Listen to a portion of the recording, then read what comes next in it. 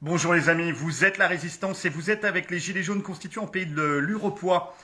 Nous sommes avec Jean-Michel Toulouse, ancien directeur d'hôpitaux publics. Nous allons parler des SCOP, des sociétés coopératives et participatives. Le pouvoir à ceux qui créent la richesse. Bonjour citoyens, merci de ton temps, merci de ce partage.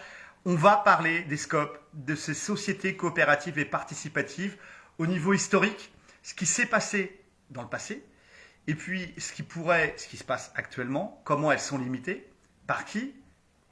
La banque, bien évidemment, l'ennemi du peuple souverain, et puis ce qui pourrait se passer dans le futur avec les SCOP. C'est à toi. Ok. Bon, d'abord, ce que je pense qu'il faut dire, c'est que cette affaire de SCOP n'est pas nouvelle. Bon, d'abord, c'est les anciennes sociétés coopératives de production. Et depuis la loi Hamon, ça s'appelle donc société coopérative et participative. Mais le sigle est le même, SCOP. Alors je dis que c'est une longue histoire parce que il faut revenir. Les premières, c'est sous la Commune. Puisque les petites entreprises, à l'époque c'était un capitalisme, on va dire, artisanal, de manufacture, de petites entreprises. La Commune de Paris avait socialisé donc ces sociétés-là, ces entreprises-là, lorsque les patrons étaient partis à Versailles. Et donc dans ces sociétés-là, il y avait déjà une législation sociale intéressante, comme par exemple l'interdiction du travail de nuit pour les enfants. Et un certain nombre de dispositions pour les femmes. Donc voilà, déjà sous la Commune, on connaissait ça. Et même Marx dans Le Capital en parle. Hein, dans son ouvrage Brenkeps, on va dire, il part déjà des SCOP.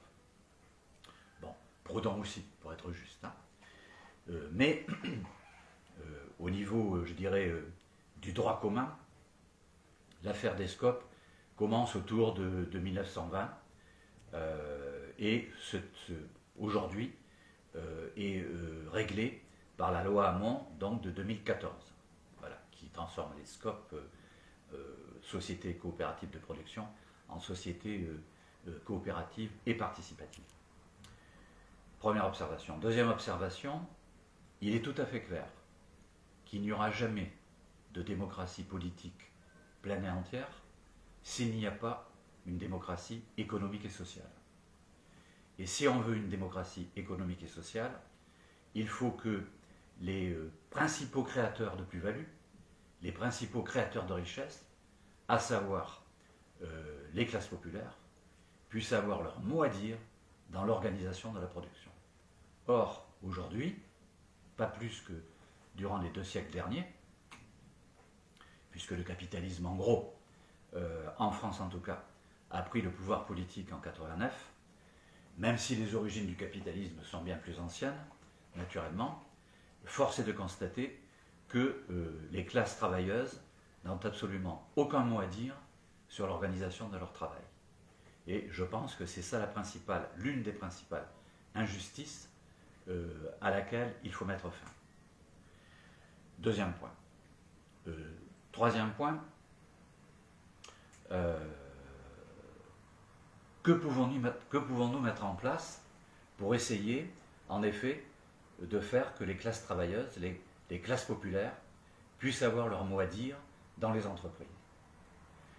Bon, le cadre juridique existe. C'est la société coopérative et participative. Qu'est-ce que c'est que ce cadre juridique? En gros, premièrement, il n'y a pas d'actionnaire à terme. Deuxièmement, un homme égale une voix, alors que dans la société capitaliste, comme on sait, monsieur un tel ou madame un tel a autant de voix qu'il a d'actions. Plus tu as d'actions, plus tu as de voix. Donc, c'est une vie absolument inégale et inéquitable. Donc, il faut mettre fin à ce système et faire que les salariés puissent être maîtres de leur instrument de travail, c'est-à-dire de l'entreprise. L'objectif est donc de transformer les entreprises capitalistes, petites et moyennes, en SCOP. Alors, on ne parle pas des TPE, Très petites entreprises. Là, les TPE, on n'en parle pas.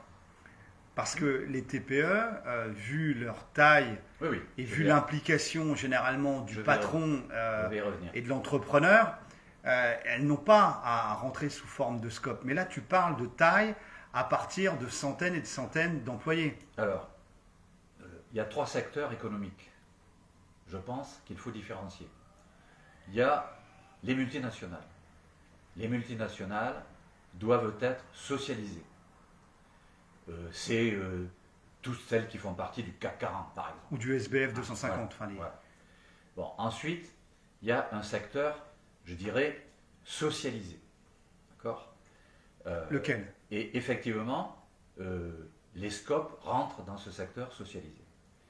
Mais ensuite, il y a un secteur où on peut conserver des petites entreprises, des petits entrepreneurs. Donc c'est les TPE. Les artisans, les paysans. commerçants, les petits paysans, voilà. Mais pas Carrefour Market. Non, D'accord. Carrefour Market, c'est une multinationale. Pas Monoprix. Donc, bon, ça c'est je dirais, la loi qui le définira. Mais dans mon esprit à moi, tout ce qui dépasse, allez, on va dire 4 ou 5 000 salariés, doit passer dans le stade de la socialisation. Alors après, il y a le fait qu'il y a des petits patrons, d'ailleurs dans le mouvement des Gilets jaunes, on a bien connu ça, beaucoup de petits patrons, petits artisans, petits commerçants, petits paysans, voilà. Des food trucks, des gars, c'est toute leur vie. Tout à fait, qui ont créé leur entreprise, qui travaillent presque plus que n'importe quel grand patron, tout à fait plus que n'importe quel grand patron de quel fonctionnaire du CAC 40, voilà, pour lesquels il n'est pas, à mon avis, bien indiqué de proposer une socialisation absolue. Nous ne tiendrons pas, a priori, enfin là je parle à mon nom personnel naturellement, hein, mais nous n'avons pas l'intention de mettre en place une sorte d'économie soviétisée avec le Gosplan qui planifie tout. Bien sûr qu'il faudra un plan, bien sûr qu'il faudra un plan, une planification, mais elle serait volontaire et indicative. L'administration du plan fixerait des grandes orientations en matière d'éducation, de santé, de recherche, voilà, pour tout ce qui est nécessaire à une nation, hein, les mines, la métallurgie, le textile, le nucléaire, tout ce qu'on voudra. Les munitions, les Voilà, armes. les armes, bon.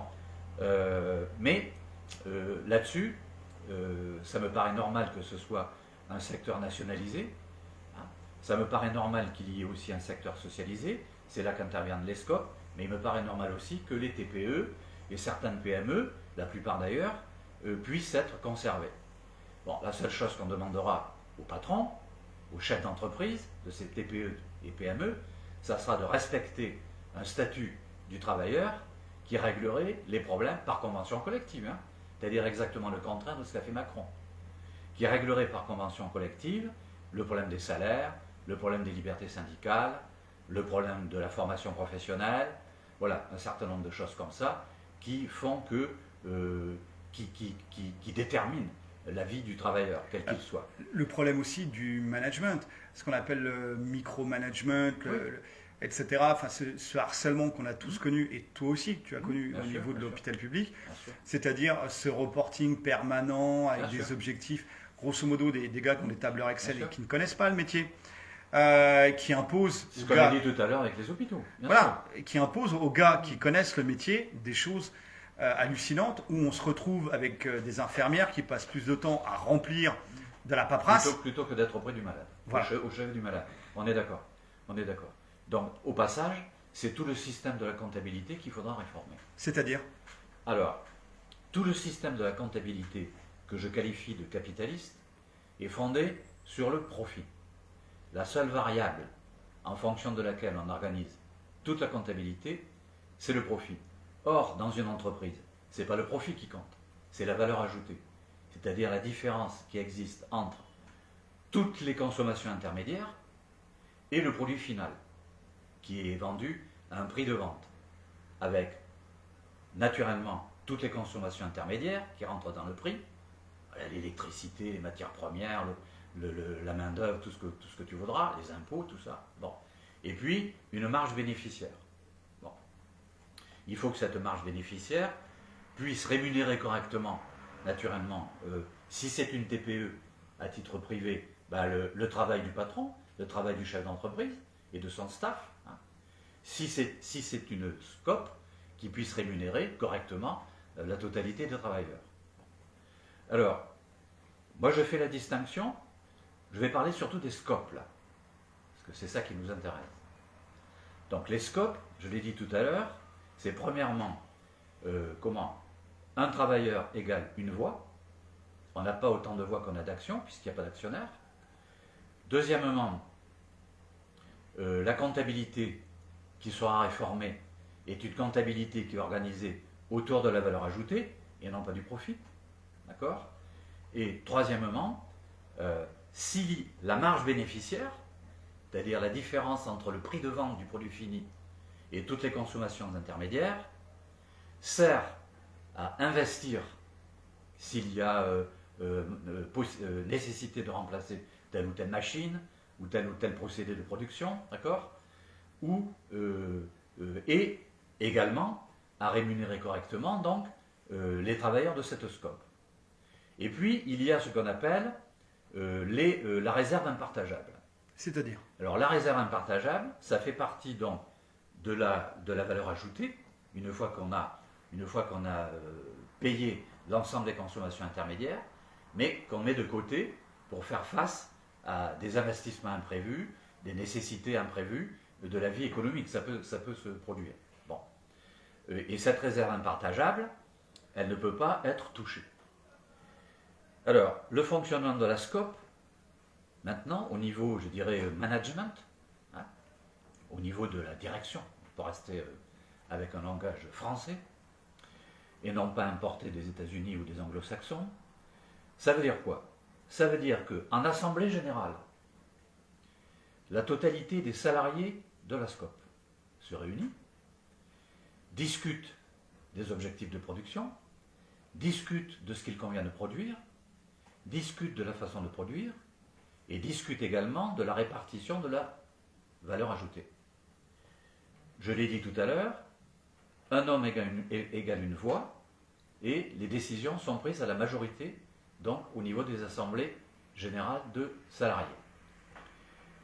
Les directions sont élues sur mandat impératif. On revient au mandat impératif. C'est quoi le mandat impératif? Ce sont les décisions qui ont été prises par l'Assemblée générale des travailleurs. Une direction est donc élue pour 1 an, 2 ans, 3 ans, peu importe.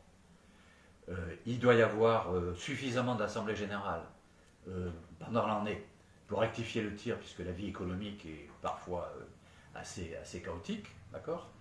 Donc, c'est dans ces assemblées générales-là qu'on fixe le mandat de la direction, qui peut comprendre un directeur adjoint,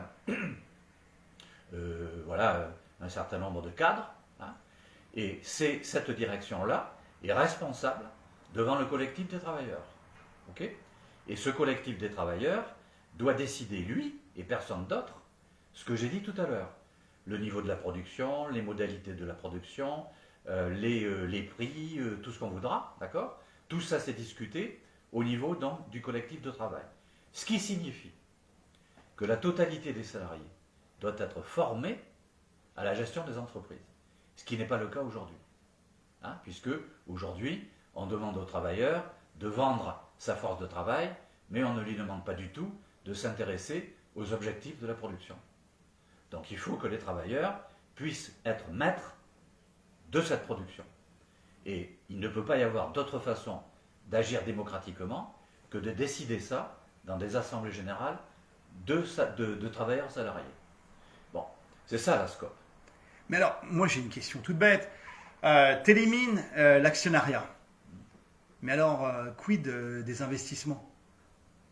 Il faut une nouvelle chaîne d'assemblage. Ça va valoir 3 millions d'euros. Okay, ou nouveaux francs, ce que tu veux. Bon. Peut-être que les travailleurs, ils n'ont pas la possibilité de mettre 3 millions de nouveaux francs sur la table. D'accord. Alors, comment l'investissement va pouvoir se faire et qu'est-ce que ça implique? Ok. C'est là qu'intervient le problème de la maîtrise du système bancaire et financier par la nation Et c'est là qu'intervient le rôle de la création monétaire. Alors c'est un peu compliqué tout ça. Le système bancaire, c'est assez simple. Il faut faire ce qu'on a déjà fait en 1945. D'accord? Donc ça aussi, c'est pas nouveau. Le circuit du trésor. Voilà, le circuit du trésor, je vais y venir. Là, je parle au niveau bancaire privé, si tu veux. Donc, on nationalise et on socialise la totalité des banques. Et on fait un système bancaire sous la responsabilité du peuple. Premièrement, y compris la Banque de France. Y compris la Banque de France. Y compris le circuit du trésor.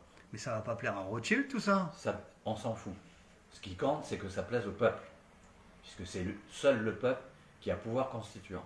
Et d'ailleurs, dans le projet de constitution, il faudra prévoir une sorte de déclaration, ou dans un des articles de la Constitution, comme on l'a fait en 1945-46, dans le préambule de la Constitution, où on dit que, quelque part, il n'est pas appliqué naturellement, ce préambule, on a bien compris, mais il prévoyait la socialisation des banques et de tout ce qui constitue un monopole de fait. Et par conséquent aussi, les transports, l'énergie. Tout ça doit être socialisé. Donc on crée un secteur bancaire, et ce secteur bancaire, sous la conduite de la Banque de France, pour éviter les phénomènes inflationnistes, ou d'ailleurs déflationnistes, et sous le contrôle du peuple. Et sous contrôle du peuple. Instruit des questions juridiques, absolument, politiques et économiques. Il y aura l'instruction publique comprendra aussi une formation en comptabilité. Ce n'est pas la peine d'attendre les écoles spécialisées pour ça. On peut très bien le faire dès le lycée. C'est des notions simples qu'on peut acquérir tout à fait naturellement. Bon, simplement. Bon. Et donc, à partir du moment où on a un secteur bancaire dont le seul objectif serait de développer l'économie, d'aider les entreprises, scope ou pas scope, d'aider les entreprises par des prêts sans intérêt, ou des prêts à intérêt limité, 1-2%, comme le faisait la CDC avant, ou la CAEC, qui étaient des organisations, des institutions de financement public. La Caisse des dépôts et consignations, la Caisse d'aide à l'équipement des collectivités locales, voilà, ou un certain nombre de banques populaires, qui fassent des prêts et qui accordent les prêts en fonction, non pas de la production de profit pour les actionnaires, mais en fonction de la satisfaction des besoins populaires. Donc à partir du moment où une SCOP ou une TPE voudra avoir une nouvelle machine ou un nouveau procédé de production, s'il n'a pas les moyens, par l'intermédiaire de la réserve impartageable dont j'ai parlé tout à l'heure, de la financer, eh bien il fera un emprunt à 10-15 ans, d'accord, avec un taux d'intérêt très bas. C'est pas nouveau ça. Je vous ai parlé des hôpitaux tout à l'heure. N'oubliez pas que de 45 à 75 à peu près, les hôpitaux, la sécurité sociale, qui était simplement un prélèvement par cotisation, d'accord, au niveau national, a financé tout seul, sans les banques, la mise en place d'un système de santé qui était le meilleur du monde. Ok ? Donc ce que les hôpitaux, ce que la sécurité sociale, organisme semi-public quand même, a pu faire dans un pays en ruine, après la Deuxième Guerre mondiale, pourquoi ne pourrait-on pas le faire aujourd'hui, avec un système bancaire public qui donnerait priorité au financement des investissements et non pas à la spéculation financière nationale ou internationale, puisque vous avez maintenant les capitaux fictifs. Je vais vous donner un chiffre intéressant pour mieux me faire comprendre. Au niveau mondial, parce qu'on n'a pas les chiffres français, malheureusement. D'ailleurs, on comprend pourquoi on ne les a pas. Le produit mondial brut, c'est-à-dire la totalité de la production matérielle mondiale, 198 pays, d'accord, qui sont à l'ONU. C'est, en gros, en 2020, donc les chiffres n'ont pas été actualisés, c'est 80 000 milliards de dollars. Voilà, ça c'est le PNB, produit mondial brut. La circulation monétaire, la circulation des actions-obligations, la circulation des produits dérivés, les fameuses subprimes et autres, parce qu'il n'y a pas que les subprimes dans les produits dérivés, c'est 800 000 milliards de dollars, 10 fois plus. Et ces fonds spéculatifs passent leur temps à circuler autour de la Terre, à la vitesse de la lumière, avec les algorithmes informatiques, et passent leur temps à spéculer. Je vends des actions qui sont en baisse, j'achète des actions qui sont en hausse, je vends telle devise qui est en baisse pour acquérir telle devise qui est en hausse. Tout ça en un quart de Et seconde. la revendre après. Voilà, à la nanoseconde. À la nanoseconde. Il y a des algorithmes qui font ça. Si bien qu'aujourd'hui, il y a plus de capitalistes qui font du profit par la spéculation financière que par la production matérielle.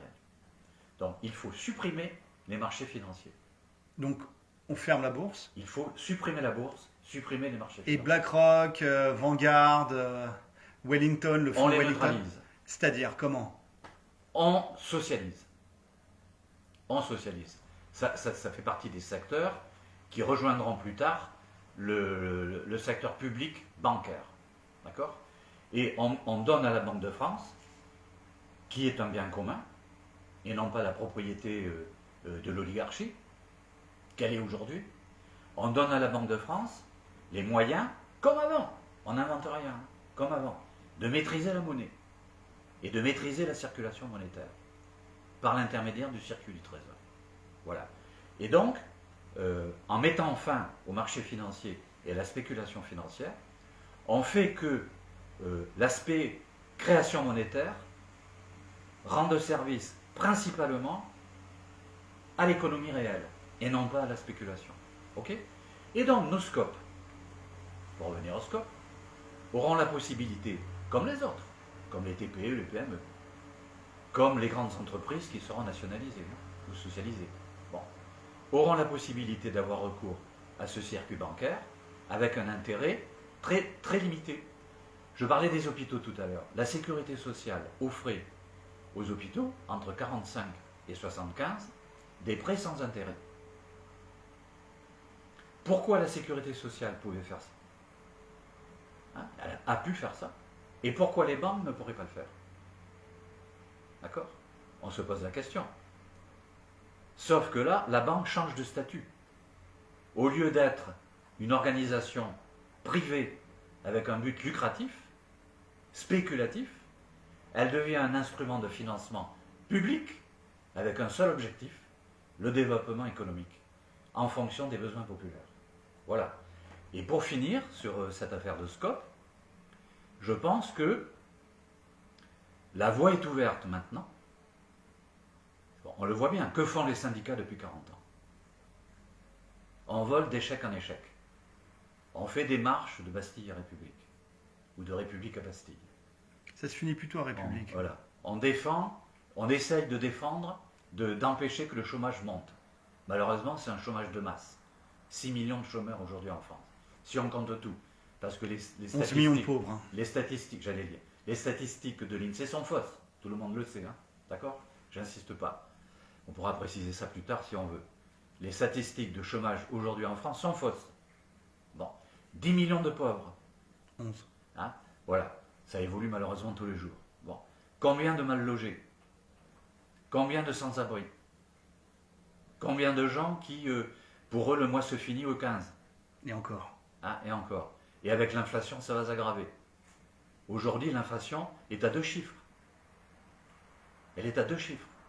Je ne sais pas si vous avez, comme tout le monde, fait vos courses aujourd'hui, comparé avec ce que vous pouviez acheter il y a un mois ou deux.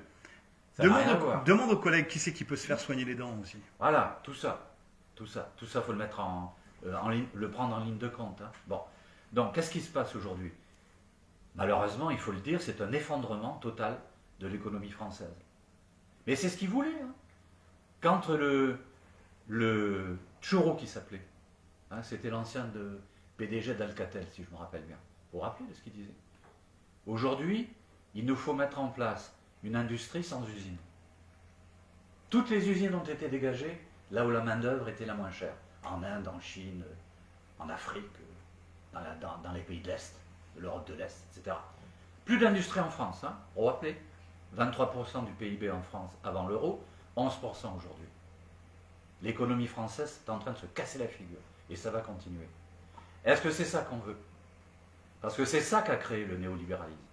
C'est ça qu'a créé le capitalisme.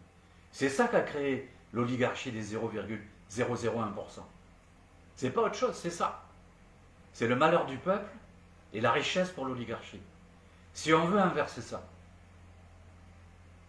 encore une fois, le temps des demi-mesures est terminé. Maintenant, il faut faire des propositions qui soient capables de rendre service au peuple, et au peuple d'abord. Donc, premièrement, reconquérir la souveraineté politiquement, et deuxièmement, reconquérir la souveraineté dans les entreprises. Économique et monétaire. Voilà, économique et monétaire. Voilà. Si on ne fait pas ces deux choses, qui se tiennent la main, voilà, on n'a pas l'un sans l'autre, on échouera. Donc il faut que le peuple puisse accéder à toutes ces connaissances et puisse travailler et se battre pour ses objectifs. Merci citoyen de ton temps et de tout ce retour d'expérience, puisque, on va le rappeler, tu as été entre 1975 et 2015 directeur d'hôpitaux publics. Force et honneur, on lâche rien. Force et honneur. Ah ouh.